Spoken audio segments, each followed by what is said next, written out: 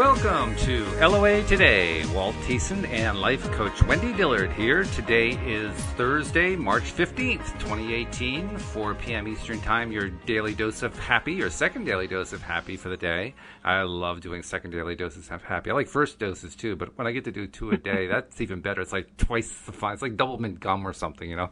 It's just twice the fun. And I enjoy it. I love it. I love doing the intros. The intros remind me this is a good thing. This is fun. So how you doing, Wendy? It is a good thing. I'm good. And, you know, when you just said the date, something popped like, what's significant about March 15th? And I went, oh, this is Steve, who's my previous business partner, his birthday. Oh. He transitioned maybe about 7 years ago. And the thought just occurred to me, he may be listening. So, Steve, if you're listening via the other side, punch us up with some good feeling energy today. Yeah, that would be wonderful. That would be great. Yeah. Love to hear from Steve. Actually, my father passed 10 years ago on, let's see, what's today? Thursday? So 10 years ago on Monday, rather. That was the day he transitioned. So, Dad, if you're listening, same thing from you. And of course, if it's my dad, I know that if I get a message from him, I know it's going to be a really unusual word. It's going to be what I call a dad word, because that's how he lets us know that it's him. Like right after he passed, in order to let my sister know that it was him, he used the word festive, and no one in the family but Dad would use festive. So it was that kind of a thing. Yeah. That's cool. Yeah. That's very cool. It is cool. Well, I'll know that if Steve shows up for me, I'll see some kind of historical costume because we were costume partners. Aha. Okay. So what was his favorite era, do you think? Renaissance. Renaissance. Oh, okay. Yeah. And he did Renaissance fairs, and he built many Renaissance costumes, and he had all sorts of Renaissance type tchotchkes, and, you know, that was his thing. Very good. Yeah, Renaissance. That I don't know if it still is. I know at one point that was hugely popular. It probably still is because it had a pretty big following. But Renaissance fairs and Renaissance weekends and so forth are just gigantic, or at least they used to be. I presume they still are. I don't know. Well, it was really fun because in our relationship, he and I had ups and downs, and I had left our joint business because we were not in a good place together, and it just was not a happy thing for me to stay in that environment. And so it was probably a couple years later, I just sensed, like I'd think about him every now and then, but because I'm the one who left the business, it's kind of like I'm the one who asked for the divorce, you know, in the business. Right. So he was really, really angry at me for a long time. And, you know, I had no idea when maybe he'd get over it, but I cared about him, and he'd been my friend for years before we were ever in business together. And one day I was at my desk. I worked from home at the time, and I was thinking about him, and I asked the question, you know, to my inner being, can I give him a call? Like, would this be a good time? And I got, no, not yet, but he'll reach out to you. Oh. And I was like, huh, that's cool. That's a nice answer. And I promise you, within several days, he called me. And I mean, I hadn't talked to him in over 2 years. Wow. And he let me know that he had had a heart attack about a year before. And that after the heart attack, he changed, and what he believed about things changed. Really? And, you know, he said, yeah, he goes, when you have something where you're staring at death, you look at your whole life and you think about what's important. And he said, I had to let go of anger and let go of all sorts of things. And so we reconnected. He actually hired me for like the next year. I started working for him freelance. And it was really wild because what had happened is he actually had begun to get messages, psychic messages, or from the other side messages, and he didn't know what to do with them. And he knew that I kind of delved in that arena, which I thought was really hysterical because I'd been talking to him like this for 15 or 20 years and he never listened to me. And now all of a sudden it's like, hey, what can you tell me? How can you help me? Well, apparently he did listen on some level anyway. Otherwise, he wouldn't have known that you were even into that. Yeah, he knew about it, but he just didn't drink it in. He didn't believe it, you know. Right. And so the next chapter of his life was he began to develop his psychic medium skills. Wow. And unlike any other psychic I've ever known, how the spirit world worked with him was because he was an expert in the Renaissance and in costume history, a being or an entity from the other side would show him things that had historical reference that he knew about. Oh, okay. And so he got things in pictures, and he would describe things like, I see a cane. It was probably from the 1800s, and it had this scrolling effect, and it was made of wood, and it had this kind of handle. He goes, and I see this hat. And he would see, like, not costumes, but clothing, articles of clothing and props and clothing accessories. Mm-hmm. And so when he started working with the public, people would go, oh, I have a photograph of my great-great-grandfather in exactly what you're talking about, very cool. You know, something like that. Yeah. And so what was fun is for years he had done Renaissance fairs for costumes, but now he started doing the Renaissance fairs as a psychic medium. Oh, okay. And he kind of pulled the Renaissance historical awareness into it, and it was fascinating. But he was a softer version of himself. He was so much more pleasant to get along with, and it was very cool to see how he developed that in his last years. It sounds like he was happier too. It sounds like he was a lot happier. Oh, way happier, way happier. He had shed so many burdens; it was unreal. And then when he transitioned, it's like he pops back, and he's been gone, like I said, 7 years, but he pops back in my life a lot. You know, he's like one of my biggest supporters of all the things that I do, and I know I can always count on him. As a matter of fact, when my cat, I had to take my cat to the vet a year ago this month to be put to sleep because she was at the end of her physical life. I asked Steve if he would meet her on the other side because he was a mega cat person, and he said he would. And when I left the vet, you know, and now my cat had transitioned, it's like before I could even ask, Steve just told me as I was getting in my car, I have her. She's with me. It's all good. Oh, good. And it was such a wonderful feeling, giving me such a feeling of well-being and knowing that all was well with the world and that there was no sadness to be had because she was in a good place with someone who adored her. So. Now, I have to ask you, is he one of your non-physical advisors about Project X? Not that I'm aware of. It doesn't mean that he can't be a part of the gazillions that are supporting me, but he hasn't stepped forward specifically to tell me that he's part of it. Oh, okay. Then just one last question. What exactly is a gazillion? A gazillion to Wendy is more than I can count. Ah, okay. All right. That's a gazillion. And hopefully you can is count pretty high. Is gazillion not a real word? Well, no, it's one of our technical terms, you know, like icky and ew. Well, I say that because I use the word gazillion a lot. And you and I offline yesterday were talking about how we needed a dictionary just for the words that we come up with. Oh, absolutely. So I said, I'll have to create new words. We'll have to call it the LOA Today glossary of terms. Otherwise, people will be totally lost. Yeah, gazillion will definitely be in there. That means like it's big. It's a really big number. Oh, I like the first definition. It's a number higher than Wendy can count. I like that one.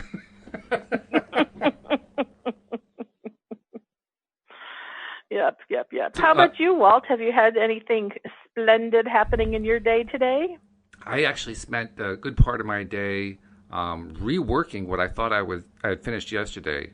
One of the stories for the book that we're putting together.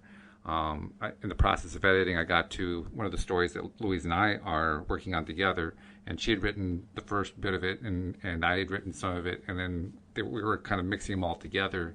And I thought yesterday I had a completed version, and then as so often happens, you know, you put something into the drawer and pick it up the next day, and you read it through. It's like, oh no, I forgot all this part, and then you start writing more stuff. So that's what I was doing a large part of today. I wanted to, because it's a really very intricate story. It's probably going to be the last story in the book. Kind of like, you know how I like swoops, right? Those swoop endings. Well, this is going to be like a swoop ending. And it is a really involved story. I think the reason I want to put it at the end is that, I mean, Louise pointed out it could actually be probably 3 different stories. But for me, they're all part of one story. Actually, it's about 4 stories. It's part of one story because they all happened at the same time. And they interwove each other so much within each other's stories that at one point they are all inseparable. And it's at one point in the story which is the key crisis in the story. So to me, it's all one great big story. And I just had to go through and make sure that I had, completely told the whole story. So that's what I did. Nice. Yeah. Nice. And then I went and took a walk. Oh, that's a nice way to end it. Yeah. And then took my shower, came in here, and boom, there you were on the line, and we're ready to go for today's show. So, is there a Project X report? I should ask that before we go into the book.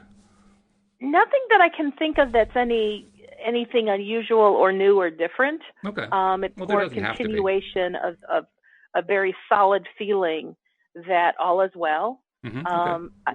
Again, I have greater awareness that, the door that's closing before the new door that can open, I definitely sense the closing. It's a very strong feeling within me. So okay. Thanks for asking. Yep. And it's all good. That's good to hear. That's really good to hear. Well, we are nowhere near the end of part 2. I promised I would say that, of the law of attraction, the basics of the teachings of Abraham. And I'm just going to joke with you. We actually are near. It's just we're not going to get to it anytime soon. See, now you're just messing with my head. That's all there is to it. Yeah, that's what I'm here for. Thank you. So anyway, we're actually up to a number of very, very short subsections where Abraham does some riffing on affirmations and positive things to say to ourselves, positive little stories to tell. So this could actually be kind of fun. Now, I don't know how much time we'll take to go through them because, like you say, we can take an hour to go through 4 sentences. But we'll just go as far as it goes. So now the first one, I have to say, the first one had, as soon as I read the subhead title, I said, that's a weird title. And you'll know why as soon as I say it. Because the title is, What are some words to enhance being well-being? Being well-being. Like Jean Valjean. Like, I mean, being what the heck is being well-being? Well, let's first define, do you know what well-being is?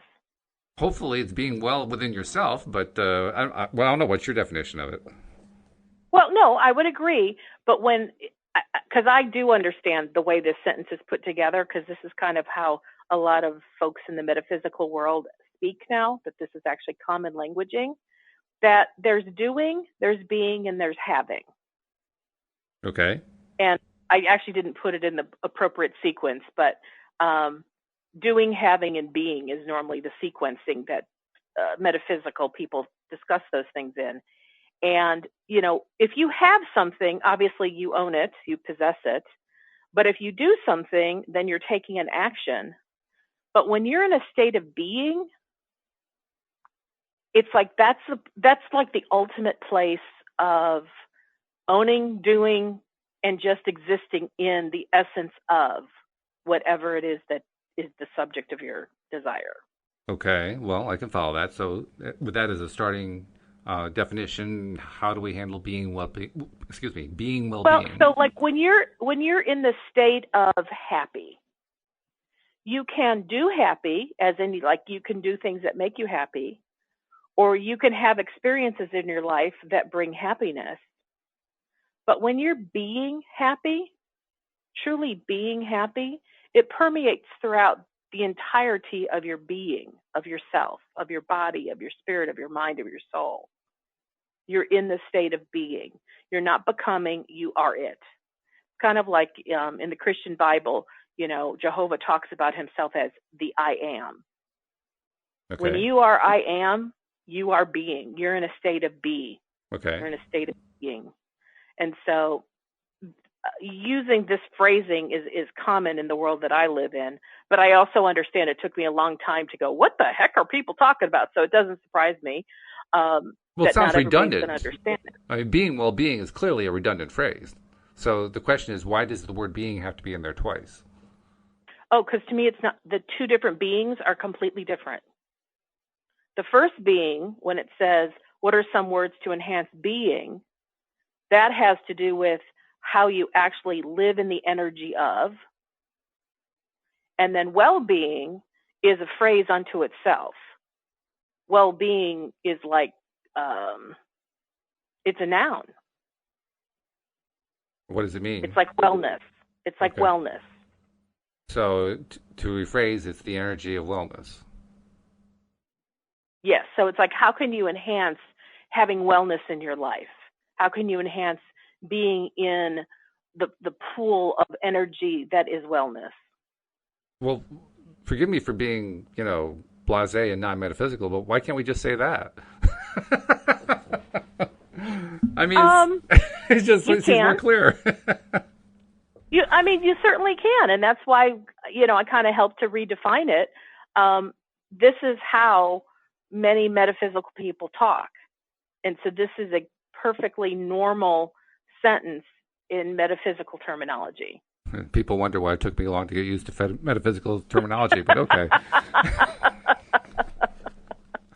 So anyway. So if you want to enhance, you could say, what are some words to enhance being in a state of wellness? Okay. Is it possible is it possible to effectively have energy in a state of poorness? Isn't that like, inverted logic? Maybe. Well, I find that when the phrase well-being is used, that has to do with your highest and best good. Like whatever serves you in the highest possible way, that's you living in a state of well-being. So, is well-being a phrase that you use often or that you're familiar with? I do use the phrase. I don't think I tend to use it as explicitly as you use it. For me, I use it more generally. Okay. My well-being is basically, how well am I feeling? Oh, okay. You are using it a little bit differently then, because well-being is really the optimum state of beingness. Okay. Well, you say potato, I say potato. Let's just call the whole thing off. Have we played with that one enough? So anyway, Jerry says, could you give us some words that we could use to help attract a variety of things like perfect health? Abraham says, I want perfect health. I like feeling good. I enjoy my good feeling body. I have many positive memories of feeling good in my body. I see people who are clearly in a state of good health, and it is easy to see how much they are enjoying their good feeling bodies. When I think thoughts like these, I feel good. These thoughts are in harmony with a healthy body. Well, that's a pretty good one. I like that. So Jerry says, how about perfect financial prosperity? Abraham says, well, you could say, I want financial prosperity. There are so many wonderful things that are readily available in this wonderful world, and financial prosperity opens the doors to so many of those things. Since the law of attraction responds to my thoughts, I've decided to focus predominantly upon the abundance that is possible, understanding that it's only a matter of time before my thoughts of prosperity will be matched by the flow of financial prosperity. Since the law of attraction will bring me the object of my attention, I choose abundance. I think I'm going to borrow some of that phrasing. I'm just now getting back into that outline that I mentioned that I started with Louise many months ago about our goals and so forth. And I'm kind of trying to get into doing a little bit of that every day as I'm also doing the editing on the book. So like do 3 hours on the book and then 10 minutes on the outline, that sort of thing. And I think I'll grab this. I'll plug that in. I was thinking about this last night and the night before. There were some things that I really want to focus on concerning my physical body. Mm-hmm. And I was thinking of, okay, what things can I focus on? And I literally was getting this sense of this will overwhelm me at this time. Really? It's like Project X has my undivided attention. And it's the first time I've ever given something my undivided attention over a long period of time. And so I have this sense, allow Project X to unfold. Then when it does, kind of on the heels of it, because, once you have something, you go, well, now what? Well, my physical body's the now what? It's like as soon as Project X manifests, it's like, okay, then all these desires and questions about my physical body are like next in line. Oh. And I purposely intend to shift my focus, that I now am creating this wonderful ability to focus very deliberately, and I'm going to shift it to my physical body next. And I'm excited about that. So I'm kind of pre-planning, getting excited about where I'm going to put my point of attention in the very, very near future. Well, that sounds very cool. And Mm-hmm. as you were saying that, it made me think of something that I thought about when I was taking my walk today. And I was kind of debating, do I say it during the program or not? And my initial inclination was, no, no, no, it's too unformed a thought. But what you said somehow cued it in my mind. I don't even know what the connection is. I can't even see a connection. But because it cued in my mind, I figured, okay, I got to put it out there. I was contemplating a lot of stuff in a kind of a vague sense. And at one point, I fell onto a favorite topic of mine, which is longevity and living a long, healthy life, and actually even attaining rejuvenation of the body and of health and everything else like that. I mean, one of my goals is to get back the body of a 25-year-old and have the life of a 25-year-old from a physical point of view in terms of just having the energy and the flexibility and all that kind of good stuff. And I like that idea. In fact, that's one of the things that I am going to include in my outline. But as I was kind of just gently, vaguely grazing over it, not really pondering it deeply, a thought came to me. The thought that came to me is that it was actually a dual thought. One part of it was what Abraham has said, which is we can live longer lives for sure.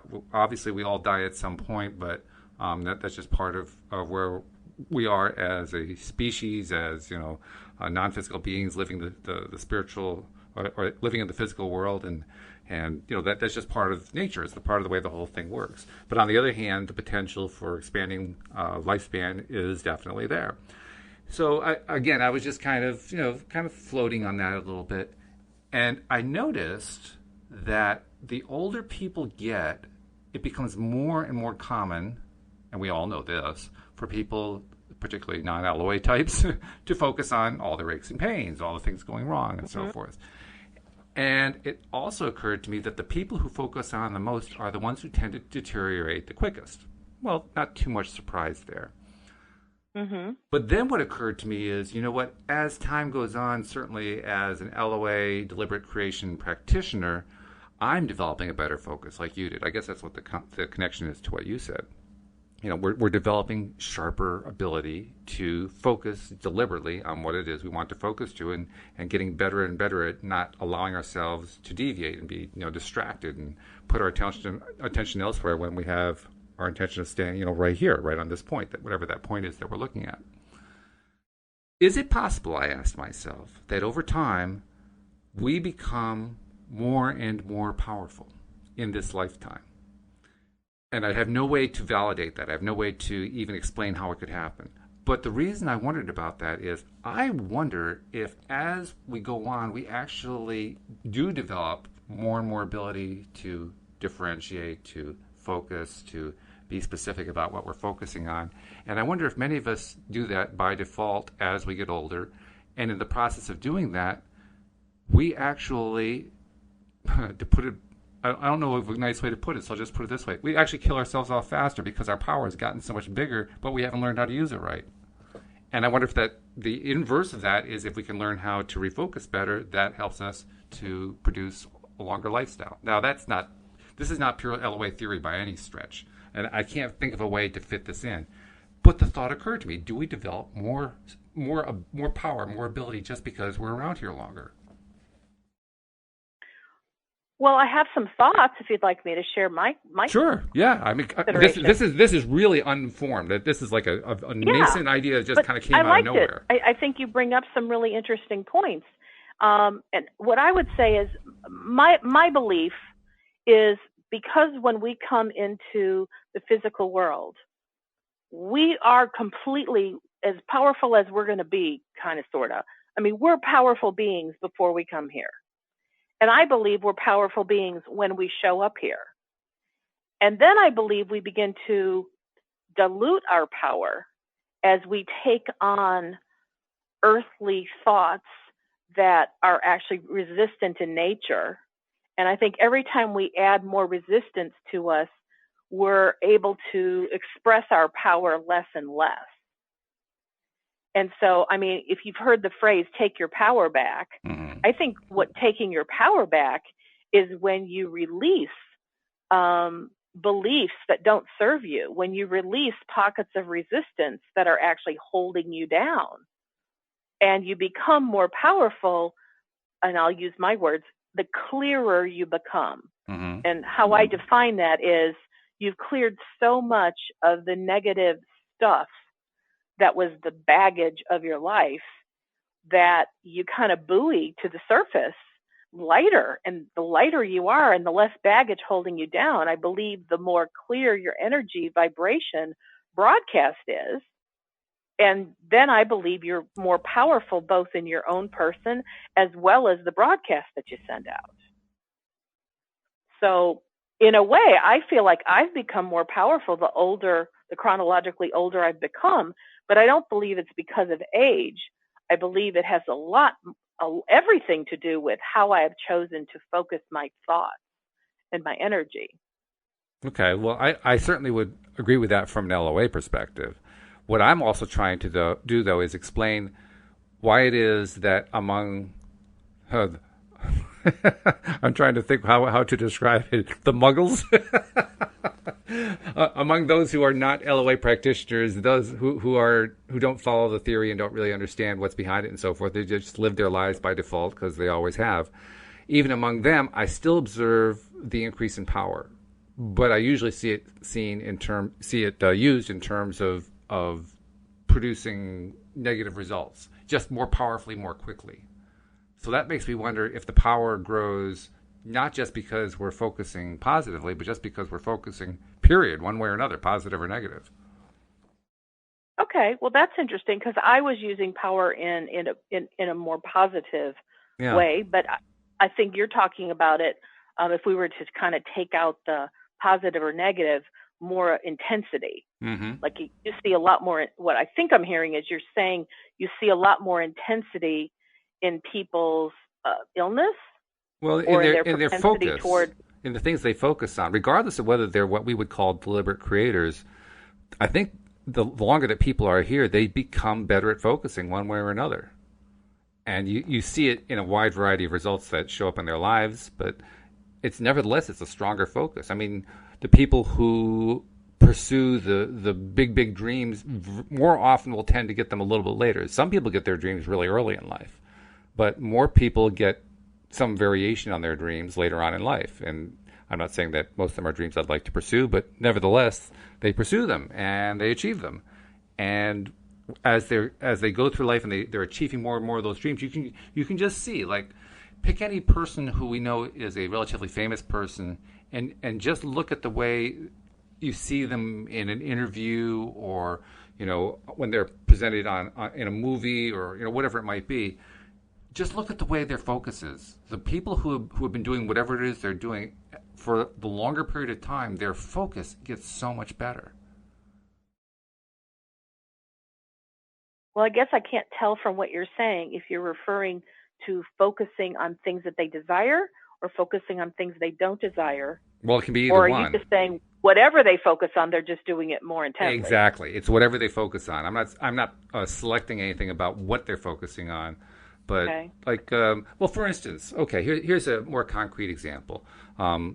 Louise likes watching Downton Abbey, and I watched Downton Abbey with her for at least some of the episodes. Some of them I couldn't stomach. But the point is, we've also seen some of the award shows they've been on. We've seen some of the interviews that the lead actors, interviewed in and so forth. One of the the making of type films had a section where the guy who played the under butler was being interviewed about the time when Shirley MacLaine came onto the program. She played a role in Downton Abbey, and she and Maggie Smith, the two old ladies, of the acting profession, were kind of going head to head in their roles there, and the rest of the cast were just fascinated watching these two old, strong, wonderful actors going at it. And it occurred to me, well, one of the reasons they are such great actors is because they have refined their ability to do their roles, to focus, to create their characters so effortlessly and so quickly and so convincingly that when these two characters were basically sparring, you believed every second of the way that one of them was Lady Grantham and the other one was the Duchess's mother-in-law or mother from America, and that they were actually fighting it out. You believed it because it was just so believable. Well, those are two actors who are at the top of their game. I wonder if they're at the top of the game in part because they've been just doing it so long. Well, but doesn't that bring the concept of momentum into play? Well, yeah, that possibly does, and I'm not sure how to tie it. Yeah, I mean, when you've been doing something a long time, you've obviously been focusing on that thing for a long time. Mm-hmm. So you have momentum going on pretty strong. If you've been doing something for 30 years consistently, to just say, stop, I don't want to do it anymore, doesn't happen in a day. Yeah, right. Because even when you say, stop, I don't want to do it anymore, the momentum is continually bringing new thoughts and ideas on this thing that you now want to stop. Sure, that makes sense. Yeah. Because that's the job of law of attraction, to bring you more thoughts and ideas. That's right. On whatever topic that you're focused on. So, I definitely would say for those who are the older part of our population, those who are focusing on their lack of wellness, their focusing power gathers strength and momentum in a big way, because if they've been focusing on not feeling good for a very long, long time, that's what they just keep focusing on. And law of attraction helps them by bringing them more thoughts of things to focus on. And it makes me wonder, with all that momentum and all the experience that comes with that momentum, does that combination of momentum and experience help them sharpen their focus even more? I would think so. Well, if that's the case, I feel like me focusing on Project X was cumbersome in the beginning. It felt very manual to me. Mm-hmm. I don't know that it was like a chore, but it didn't come naturally. Mm-hmm. And now it's like I've been focusing on it with so much intensity for 2+ months that I don't have to make myself think about Project X. It's like Project X has taken on a life of its own, and it thinks me. And when I say that, that's like law of attraction is constantly bringing new thoughts to me about Project X. And so now I'm kind of in that sweet spot where I don't have to effort to think about Project X. Project X is constantly being thought through me. Mm-hmm. Yeah. Okay. So what does that cause you to think? I mean, does that fit in with what you're talking about? I think it reinforces what I'm saying. Again, I'm not 100% sure because these thoughts are pretty new to me, in the sense of putting them together in this kind of configuration. But I just continue to get the sense that whether it is caused by the momentum or whether the momentum represents simply all the attention over time, but one way or another, I think the combination is producing a higher rate of focus, and I think it's happening for everybody, regardless of what they're attracting into their lives, regardless of whether they're doing it by default or by deliberate creation. I think everybody's focus just simply improves and sharpens over time. Well, if you think about someone who's 70 versus somebody who's 20, the one who's 70, if they've been thinking on something since they were 20, they've got a lot of momentum and focusing going on in a certain area of life. They do, yeah. Where a 20-year-old just doesn't have that much time put in yet. So maybe you started out referring to are people who are much older in our population and how they seem to have a keener sense of focus. Yeah. And maybe it truly is because they are older, they've been able to focus longer. It may be that simple. It may be that simple. But it also means that the older we get, the more powerful we get in terms of our ability to focus. So that means we are better able to, once we learn deliberate creation anyway, we are better able to be deliberate creators. I'm not sure how it works out with default creators. It may work out well or badly, I don't know. For default creators, I think a lot of people are doing stuff by default, and they're just as powerful as someone who creates by deliberate intent. The only difference is what is the desired result. Are they getting the desire they want or the undesire? Yeah, I think you're probably right. Yeah. So anyway, that was just sort of a random thought. But it also doesn't mean that just because you're a deliberate creator doesn't mean you can't get good stuff. There are plenty of people who, without having any knowledge of law of attraction, have somehow found a way to focus on what they want, and they go down the road beautifully. Oh, yes. Absolutely. Mm-hmm. Yeah, it's not like this is a unique club. No. I mean, when you think about some of the greatest people in history, they weren't privy to Abraham of the 21st century. No, not at all. But it didn't mean that they didn't have access to their inner being. We've Yep. always all had that. Right. Yep. It's And true. some people have always been much more in tune with all of who they really are, seeking or getting guidance. Some knew that that's what they were doing, and some didn't, but it's what they were doing nonetheless. Well, let's see. Jerry and Abraham have touched on health and financial prosperity, and I think next comes relationships. It is, yes. Jerry says, and so continuing the theme, what about great relationships?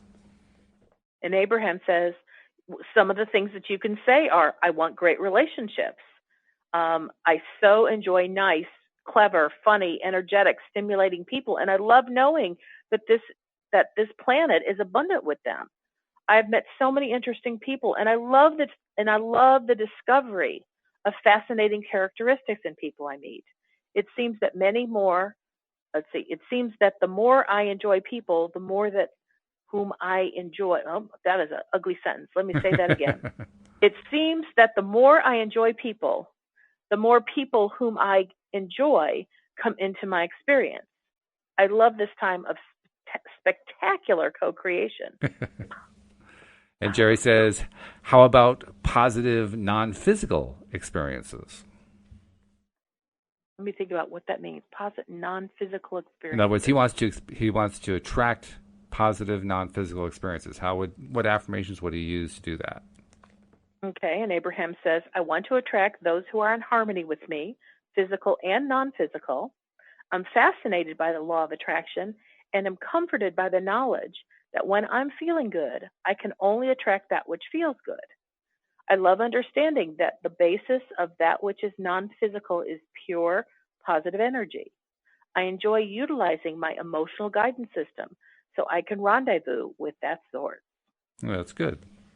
That's a good little rampage for non-physical. I like that.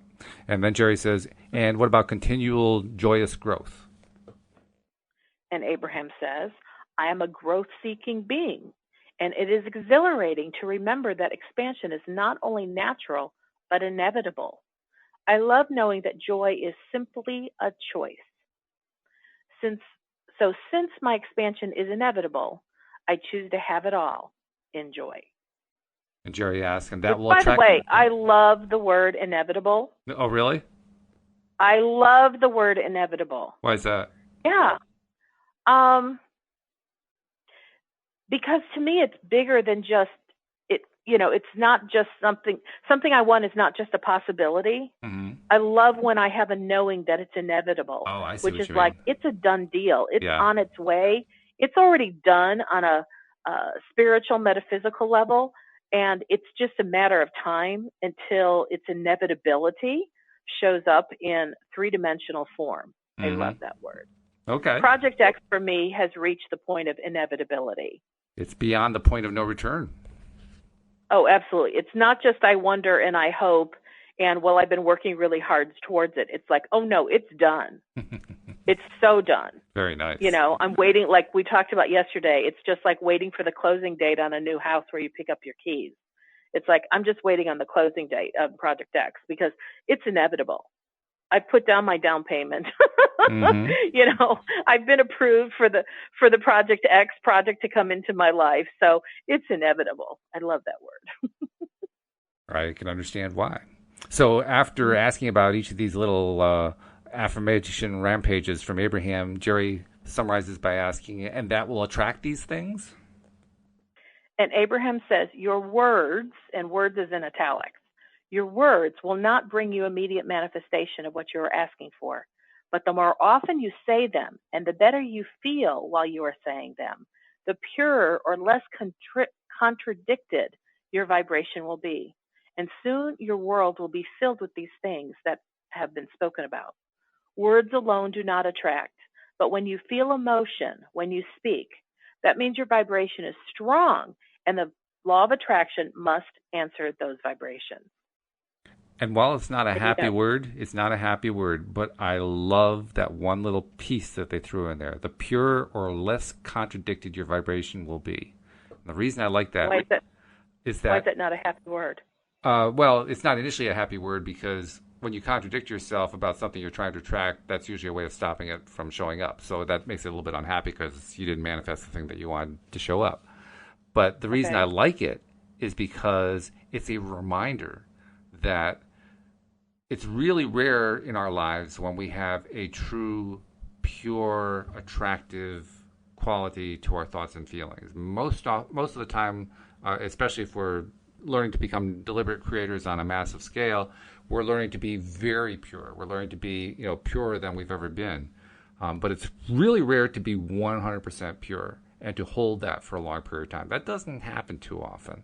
Most of the time, there's at least some contradiction in our thought process, in our subconscious mind. I mean, in various ways, little negative thoughts crop up.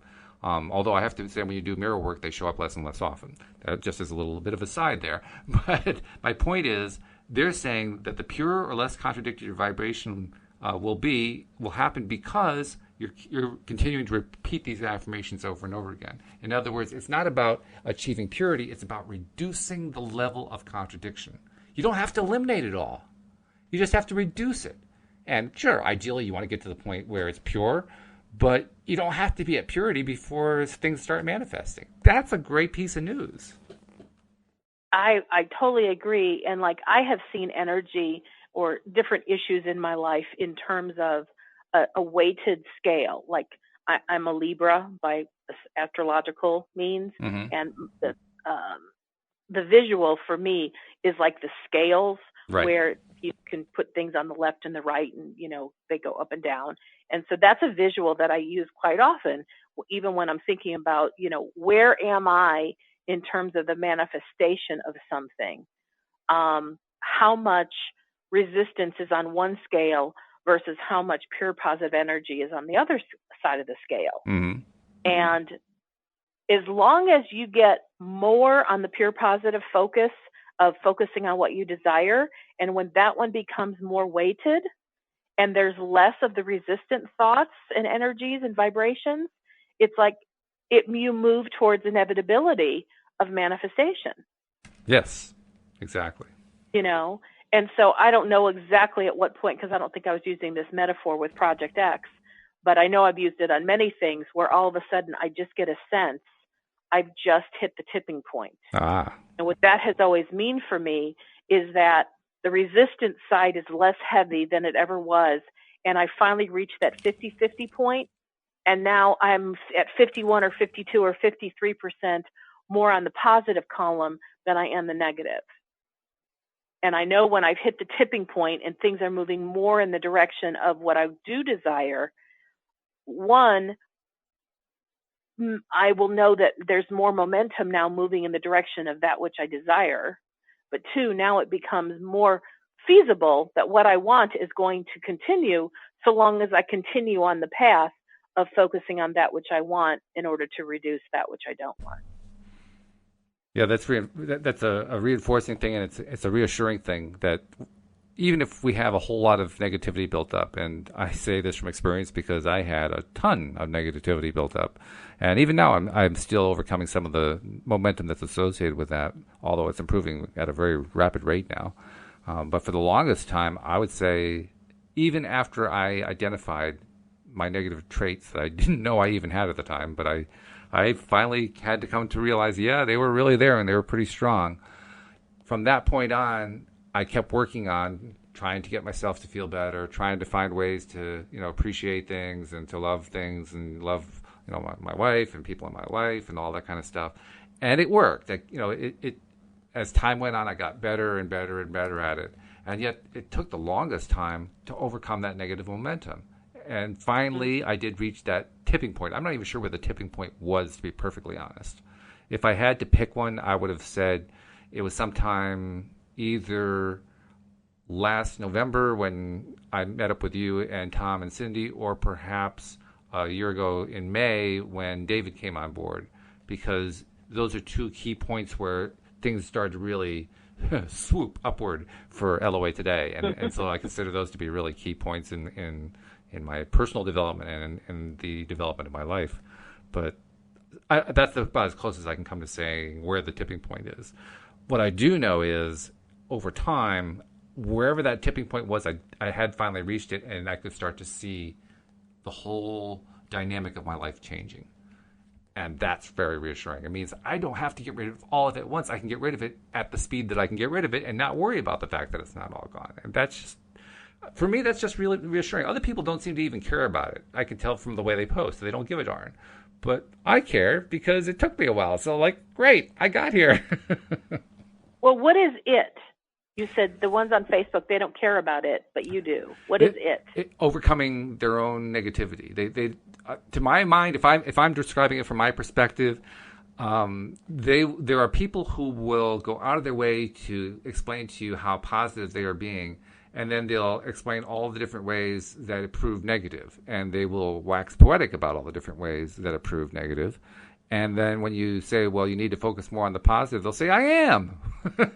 They're not even thinking about the fact that they have all this negativity coming out of their mouths and through their heads. They're skipping it mentally, so to speak. It's all there. It's all coming out. So in other words, it's not that they're not thinking about it. Maybe it's just they're completely unaware. It could be lack of awareness, but it's certainly lack of recognition. They won't recognize it. Well, you can't recognize that which you're not aware of. Okay. I think one implies a certain degree of intent, but that's all right. It's a minor point. It's not important. Well, I mean, I know plenty of people that will have a conversation and will say, we are going to really focus on just speaking positive things and that which we desire.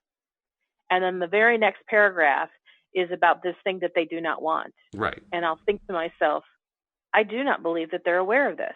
And I've even pointed it out. Mm-hmm. And they go, oh, yeah, I know what you're saying. And, oh, I'm not speaking anything negative. Mm-hmm. And I know very well they have just spoken 3 paragraphs worth of negativity. Right. So what that tells me, because I know the people intimately, and they're people of great integrity, they're just completely blind to how what they're saying really is not positive. Oh, I agree. I've run into a lot of people like that, too. And, in fact, I have done similar things, saying, are you aware that you said this, and this, and these are really negative statements? And you're right, very often I do get a response that indicates, no, that really was not part of their thought process, and it's either, or they'll say, no, you misunderstood. I'm like, you misunderstood, okay. or perhaps thank you very much for pointing it out, or just maybe skipping it entirely. There are a lot of different ways to react to it. The other thing that I have seen, though, is people who will try to argue that it's not negative stuff. And that's where I'm not 100% sure that they're not aware of it. Oh, yeah. I've had some of those conversations. Yeah. And I'm like, really? You really don't see how this is negative? Yeah. And, it's not even because it's important to me that it's negative or positive, but when I'm working with somebody, and I'm talking like just even a friend, when I have a friend who's bemoaning something that they're not achieving in their life, something that they desperately desire, and they say they're doing all the right stuff, and I have carte blanche with this person because it's been our agreement that if I see something that's a contradiction to the very thing they're wanting to create, that it's okay for me to point it out. Mm-hmm. So I wait for a point when I think, okay, hopefully they'll be able to receive this. And I'll say, well, I just listened to you saying the following 3 things, all of which are going in the opposite direction of where you want to go. Mm-hmm. And they'll either say, no, that's not what I said, or no, that's not what I meant, or you must have misunderstood. Right. And, trust me, I'm not saying that I'm the be all end all and I know everything, but I do recognize that somebody outside of the individual is always going to be more objective. Mm-hmm. And so I have an objective point of view, like, okay, I'm hearing the words you're saying, and I'm really pretty empathic, and I'm feeling what you're saying, and it's kind of all going south here. And they're going, oh, no, it's not. So when that happens, I recognize they're not open in that moment to get it. And so that's where I hold them in a space of, I know what they desire. I know that they really want their highest and best good. And in a moment that they're in a space of receptivity, hey, beings who love us all, can you just help them recognize and understand the thing that's actually stopping them from getting the thing that they desire? Because I know if they were getting what they desired, we wouldn't have anything to be talking about. That's exactly right, yes. The fact that I keep hearing the same thing over and over, broken record, every time we have the same conversation, when they're beating the drum of, I still don't have what I want, I still don't have what I want, I still don't have what I want. I'm like, well, that kind of proves my point. Yeah. But if they don't get it, that's okay. They'll get it when they get it. They'll get it when they get it. That's really true. Yeah. And it's not my job to help them get it. No. They ask me for my help, and I try, and if they don't receive it, then okay, and I let go, and I move on. But I'm not going to try to beat that dead horse either and go, you have to get it, because I'm so smart and I see it. It's like, oh, no, that's not how it works. Yeah, people are, they're entertaining at times, and I don't mean that in a negative way. I mean, literally, it's kind of funny what happens, the way people will justify, what they're saying and try to kind of futilely cover over the fact that they just uttered a whole series of contradicting statements, and they just don't see it that way. It reminds me of something where I recognize we all have certain values on things as to what things mean and what's important in our life. And I remember many years ago, I was at a Tony Robbins seminar, and it was during a break, I believe, or a lunch or something. And I was getting to know different people there. And there was a group of us, and we were sitting around talking and just kind of sharing stories.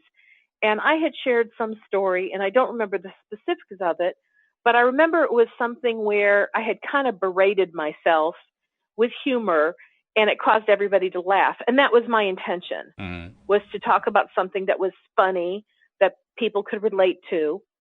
And at the time, I was, I had not lived in Texas that long. I still considered myself quite the Chicagoan, with a Midwest cultural style of conversation, which can be very sarcastic.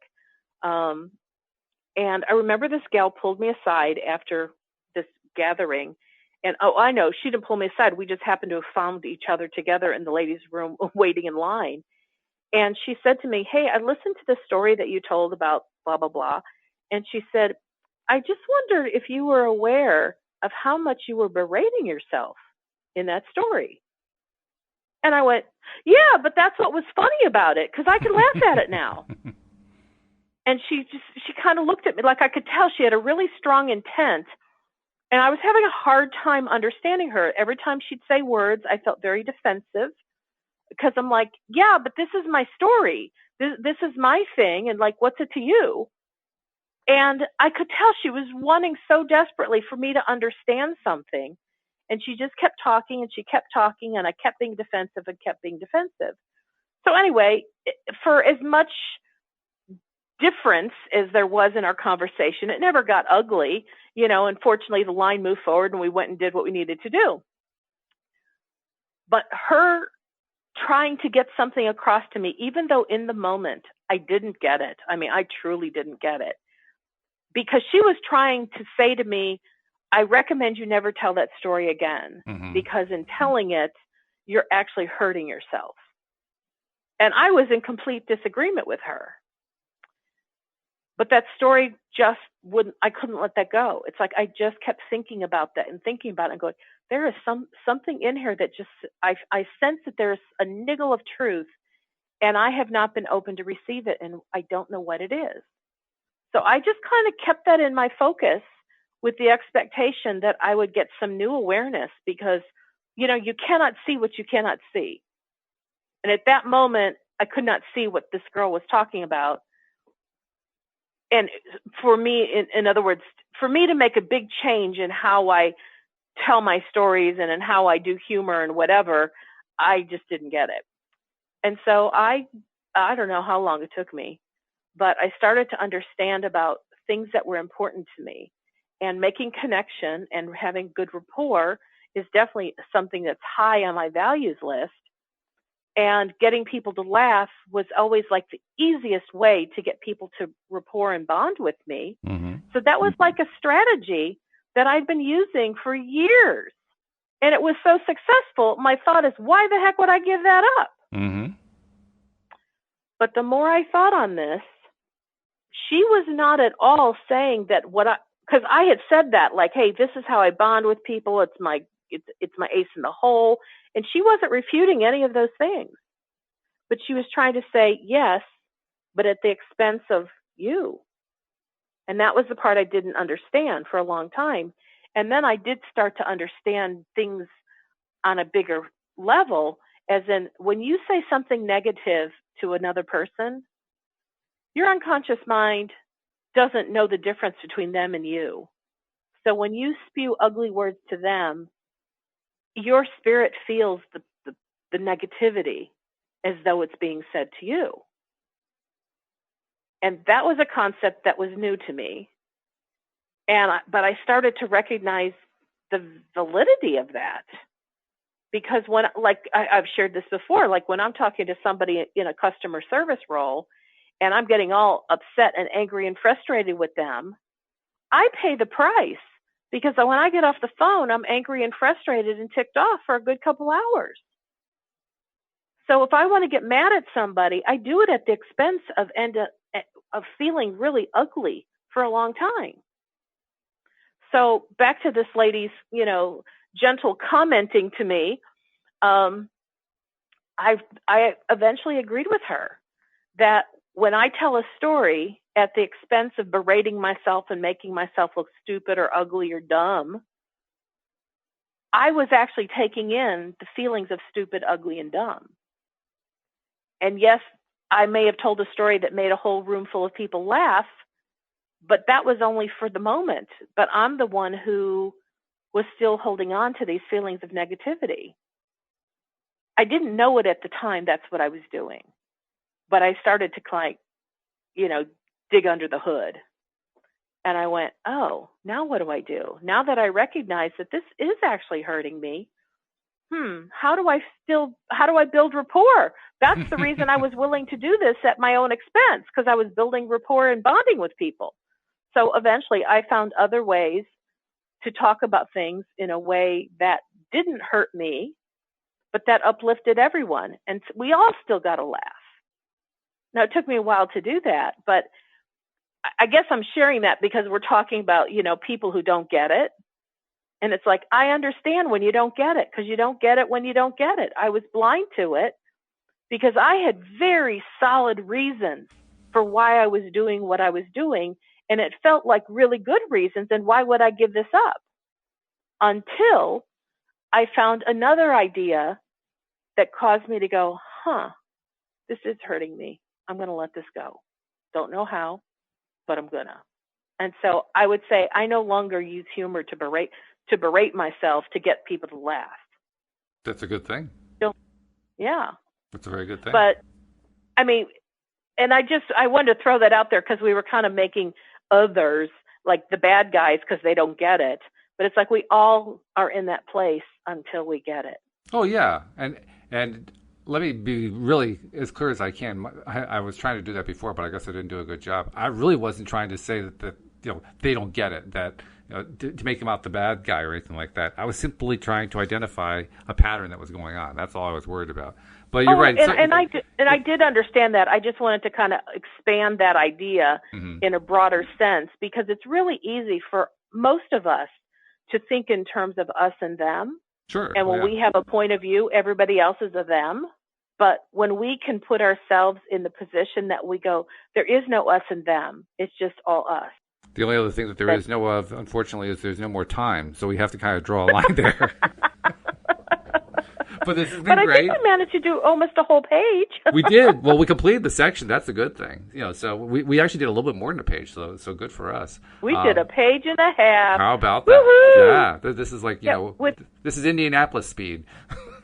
Yeah. With a page and a half to go. We're doing good. There we go. All right. So we'll pick it up again tomorrow. Wendy, it's been a pleasure as usual.